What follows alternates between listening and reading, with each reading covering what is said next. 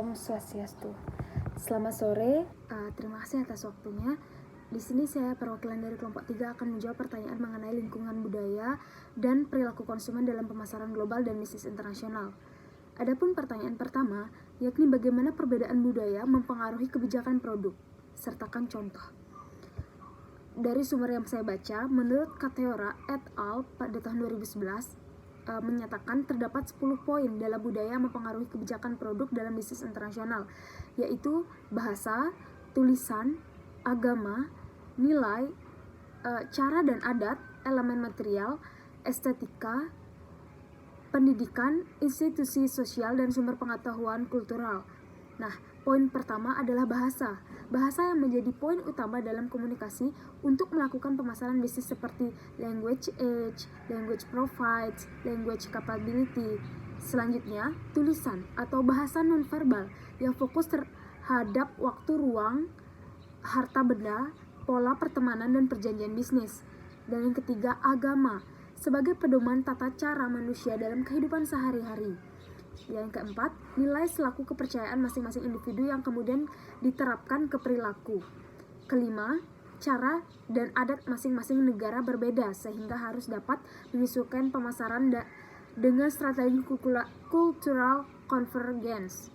Selanjutnya, elemen material meliputi kondisi ekonomi, sosial, dan finansial yang mempengaruhi aktivitas ekonomi. Ketujuh, estetika seperti simbol, warna, musik, dan lain-lain akan mempengaruhi strategi pemasaran untuk mengidentifikasi brand sesuai selera masyarakat. Dan yang ke-8, pendidikan. Pendidikan menjadi wadah pemasaran, wadah berbagai budaya dan saling memahami masing-masing budaya. Kemudian, kinerja pemasaran institusi sosial yang turut berpengaruh terhadap pemasaran produk. Dan yang terakhir, sumber pengetahuan budaya yang memerlukan keahlian sehingga komunikasi, penelitian, dan juga edukasi berjalan dengan baik. Nah, untuk contohnya, contoh kasus bahwa budaya dapat mempengaruhi kebijakan produk adalah penjualan album musik di Arab Saudi. Arab Saudi sebagai negara berpendudukan mayoritas Islam menegakkan hukum-hukum kesopanan yang ketat pada wanita sesuai dengan budaya dan hukum Islam, yang mana melarang menunjukkan kulit selain wajah dan tangan. Seperti yang kita ketahui bahwa banyak cover album dari penyanyi pop wanita yang menggunakan pakaian terbuka sehingga hal tersebut sangat bertentangan dengan nilai-nilai budaya Islam. Kemudian, kebijakan yang ditetapkan pemerintah Arab Saudi oleh pihak perusahaan adalah harus menyensor cover album yang dianggap seksual dan melanggar nilai-nilai budaya Islam menurut Gardan 2015. Perusahaan rekaman dalam melakukan strategi pemasaran pun juga dituntut untuk dapat memahami akan keyakinan dan tradisi budaya dari setiap pasar, sehingga seluruh perusahaan rekaman jika ingin memasarkan produk ke pasar Arab Saudi harus menyesuaikan cover album untuk menghindari pelanggaran. Dan selanjutnya pertanyaan kedua, yaitu bagaimana perbedaan budaya mempengaruhi kebijakan harga. Sertakan contohnya. Menyangkut kebijakan harga, budaya memiliki peran penting di dalamnya. Ciri khas budaya suatu bangsa mempunyai pengaruh yang sangat dalam atas pola gaya hidup dan tingkah laku orang, dan semuanya itu tercermin pada pasar. Kultur mempunyai mempengaruhi setiap aspek pemasaran. Perusahaan yang berorientasi pemasaran hendaknya mendasarkan keputusan-keputusan pada perspektif pelanggan. Suatu kajian kultur untuk keputusan-keputusan pemasaran internasional dapat dilakukan pada kajian makro dan mikro. Tujuan kajian makro adalah mengidentifikasi iklim sosiologis umum terhadap bisnis di sebuah negara, sikapnya terhadap orang asing dan produk baru. Kajian mikro berkenaan dengan penafsiran dampak kultur terhadap sekelompok orang tertentu di dalam sebuah negara. Perbedaan budaya memiliki dampak yang terhadap keputusan pemasaran yang mempengaruhi produk, harga, distribusi, dan promosi. Analisis lintas kultural mengacu kepada perbandingan sistematis berbagai perbedaan dalam aspek materi dan perilaku kultur. Dalam pemasaran, analisis lintas kultur digunakan untuk mendapatkan suatu pengertian atas segmen-segmen pasar di dalam dan di seberang batas-batas nasional. Harga atas produk yang tersedia dibayar konsumen tergantung pada nilai perkiraan dan aktual dari produk tersebut. nilai barang yang diimpor dari negara-negara barat misalnya dianggap lebih tinggi di negara-negara yang sedang berkembang. Contoh kasusnya, seperti orang India memandang bahwa produk-produk impor lebih unggul dibandingkan dengan yang diproduksi secara lokal. Karena alasan inilah, maka merek-merek Inggris, Amerika, dan luar negeri lainnya dijual dengan harga yang mahal. Contoh kedua, misalnya saja pada sekelompok masyarakat di daerah Bali. Bali itu kan merupakan daerah yang dikenal dengan kebudayaan dan adat istiadatnya yang masih sangat kental. Di Bali sering kita lihat pelaksanaan upacara-upacara keagamaan seperti ngaben, upacara potong gigi, dan upacara manusiaatnya dan lainnya. Pada saat acara-acara ritual budaya seperti itulah tingkat pembelian dan konsumsi kelompok masyarakat menjadi meningkat. Nah, misalnya peningkatan pembelian buah-buahan sebagai pelengkap untuk sesaji atau persembahan pada acara tersebut. Pada saat itulah pasti harga buah dan saran sesaji lainnya akan meningkat. Itulah salah satu faktor pengaruh kebudayaan terhadap kebijakan harga. Selanjutnya, pertanyaan ketiga akan dijelaskan oleh teman saya. Terima kasih. Saya Niputu Lelik Santia Dewi, NPM 209, akan menanggapi pertanyaan nomor 3. Dengan beberapa bauran pemasaran, promosi adalah salah satu yang paling menonjol. Budaya biasanya akan memiliki pengaruh besar pada strategi komunikasi perusahaan. Salah satu budaya luar yang saya ambil yang berpengaruh terhadap promosi adalah Halloween. Halloween dirayakan dengan menggunakan kostum-kostum seram. Budaya ini tidak sama dengan budaya kita, tetapi banyak tempat hiburan khususnya di daerah Bali merayakan party tersebut.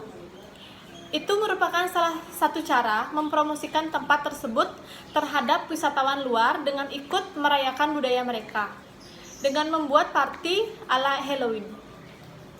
Dengan begitu, wisatawan akan otomatis tertarik datang ke tempat hiburan tersebut, di mana wisatawan luar yang tidak dapat merayakannya di negara mereka, tetapi bisa merayakan di negara tempat mereka berlibur. Itu merupakan salah satu contoh di mana perbedaan budaya dapat mempengaruhi kebijakan promosi. Terima kasih. Perkenalkan, nama saya Gede Sugita Gunawan, NPM 513. Saya akan menjawab pertanyaan nomor 4, yaitu bagaimana perbedaan budaya dapat mempengaruhi kebijakan distribusi beserta contohnya. Budaya merupakan pola pikir atau cara hidup manusia yang diwariskan secara turun-temurun dari generasi ke generasi. Dan setiap wilayah budaya akan berbeda-beda.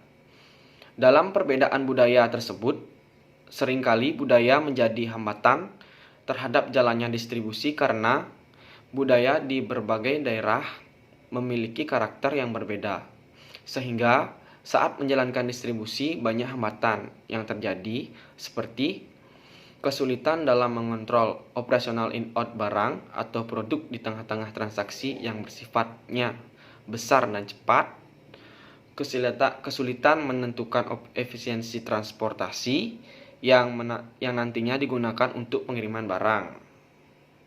Contohnya seperti perusahaan H&M yang dari Swedia bergerak di bidang fashion, dalam distribusi akan kesulitan dalam pengiriman karena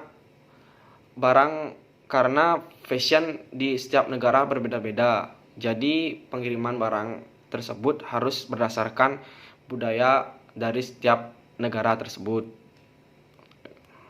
Terima kasih. Perkenalkan, nama saya Gede Pranara Harja, NPM 17321216118, dan sekarang saya akan menanggapi pertanyaan nomor 5, yaitu apa yang dilakukan pemasar untuk meluncurkan produk baru di negara yang cenderung menolak perubahan. Yang pertama yang bisa kita lakukan adalah melakukan riset pasar. Besar kecilnya potensi pasar akan mempengaruhi tingkat penjualan dan penyebaran dari sebuah produk, sehingga diperlukan riset untuk mengetahui apakah produk yang baru dirilis tersebut cocok dijual pada lokasi pasar tersebut. Yang kedua ada memperhatikan kebutuhan konsumen. Kebutuhan masyarakat sebagai konsumen sangatlah beragam. Oleh karena itu, sebelum memasarkan produk baru, pada pasar yang telah ditentukan, kita juga harus memperhatikan produk apa saja yang dibutuhkan oleh konsumen. Dengan adanya kebutuhan tersebut, produk tersebut, maka kita tidak akan terlalu sulit mencari konsumen karena bisa saja konsumenlah yang akan mencari produk yang kita promosikan. Yang ketiga, melakukan promosi. Promosi yang dilakukan akan sangat penting dan berguna sekali sebagai alat untuk memperkenalkan sebuah produk baru. Yang keempat, mengelola hubungan baik dengan konsumen. Pengelolaan hubungan yang baik dengan pelanggan merupakan hal penting untuk dilakukan. Tujuan utamanya tidak lain adalah untuk mendapatkan konsumen yang loyal, konsisten, dan tidak akan berpaling kepada merek lain.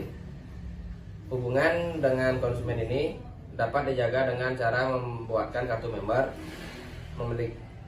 memberikan potongan harga jika memiliki kartu member, mendapatkan hadiah, dan lain sebagainya. Dan yang terakhir, kenali pesaing kita. Kompetitor atau pesaing kita juga sangat perlu untuk kita perhatikan dengan baik, mulai dari segi kelebihan, segi kekurangan, hingga siapa yang menjadi target pasar mereka. Kita harus memiliki mental yang kuat untuk dapat bersaing dengan mereka, karena konsumen akan mencari produk dengan kualitas terbaik. Dengan mengetahui dan mengawati pesaing kita, maka kita akan mendapatkan keuntungan lebih